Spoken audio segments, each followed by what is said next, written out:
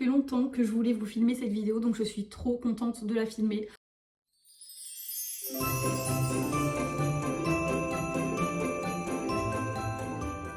Aujourd'hui, on va parler de la différence entre liseuse et livre papier. Quel est le meilleur, quel est le plus avantageux? Donc je vais vous expliquer toutes les différences et ensuite vous allez pouvoir choisir si vous investissez dans une liseuse ou pas. Personnellement, j'ai les deux, je lis sur les deux, suivant mon mood, suivant où je suis, etc.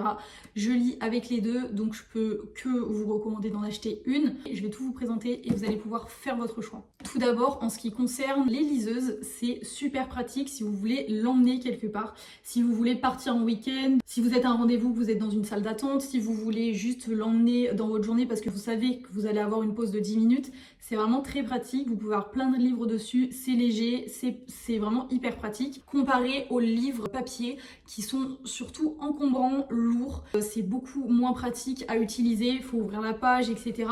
Alors qu'une liseuse, on a juste à faire ça.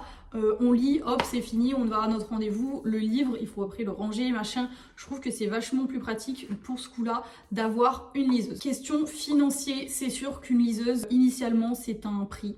Ça coûte assez cher. Une fois que vous en avez une, vous n'avez pas besoin d'en racheter une. Généralement, ça tient très longtemps.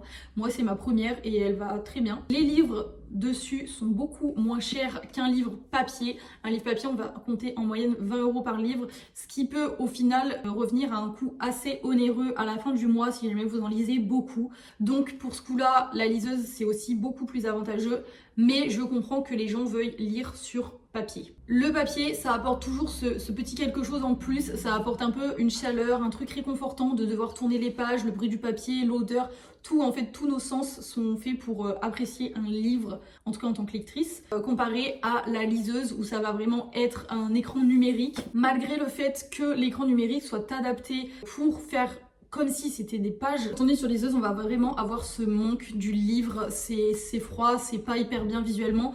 Donc je trouve que pour l'authenticité, c'est vachement mieux d'avoir un livre papier. L'avantage d'une liseuse, c'est que les livres, vous pouvez les avoir tout de suite. Vous allez sur internet, vous achetez votre livre, hop, vous l'avez, vous pouvez le commencer tout de suite. C'est vraiment hyper facile d'accès, alors qu'un livre, typiquement, soit faut le commander, soit faut aller en librairie, donc ça nécessite un déplacement. Mais si vous voulez vraiment votre livre, vous allez le faire. Donc dans tous les cas, l'un ou l'autre, vous aurez votre livre à la fin. L'avantage des livres, c'est qu'on peut tout le temps les lire, peu importe quand. Tant qu'on a une petite lumière, on peut les lire. Ça ne se décharge pas, tandis que la liseuse, ça a une batterie. Pour l'écologie, c'est peut-être un peu moins bien. Je sais pas ce qui est le mieux entre recharger la batterie ou imprimer des pages. J'en ai aucune idée. Je pense que dans tous les cas, ça a un impact écologique.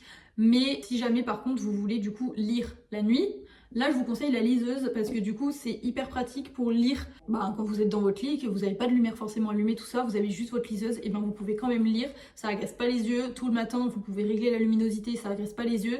Tandis qu'un livre, par exemple, va falloir allumer la lumière. En conclusion, je vous conseille de choisir une liseuse si jamais vous lisez beaucoup, vous voyagez beaucoup, vous êtes souvent en déplacement, tout ça, c'est vraiment beaucoup plus pratique que d'emmener une valise entière de livres avec vous. Et si vous préférez régler la luminosité, la grosseur de l'écriture, tout ça, que vous pouvez pas faire sur un livre normal, je vous dirais de choisir une liseuse. Si vous voulez lire sans être dépendant d'une batterie, si vous voulez lire, vous avez la place de stocker des livres et que vous préférez l'expérience sensorielle avec un livre, etc., je vous conseille du coup de rester sur les livres papier. Après, rien ne vous empêche de, comme moi, choisir les deux et d'avoir tout le temps les deux.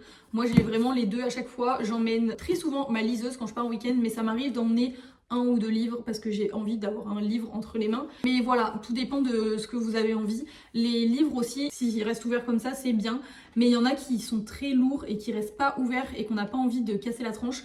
Donc pour ça, les liseuses, c'est vraiment hyper pratique. On peut lire comme on veut, n'importe où, dans la voiture, etc. C'est vraiment trop pratique. Voilà pour cette petite vidéo assez courte, mais j'espère que ça vous aura aidé. Les liseuses, vous n'êtes pas obligé de prendre la plus chère. Moi, j'ai la Kobo classique à 100 €, un truc comme ça. C'est quand même un budget, mais franchement, pour le prix des livres, une fois la liseuse achetée, pour les prix numériques, c'est vraiment trop pratique. Donc, j'espère que cette vidéo vous a plu. Si c'est le cas, n'hésitez pas à vous abonner et je vous dis à très bientôt.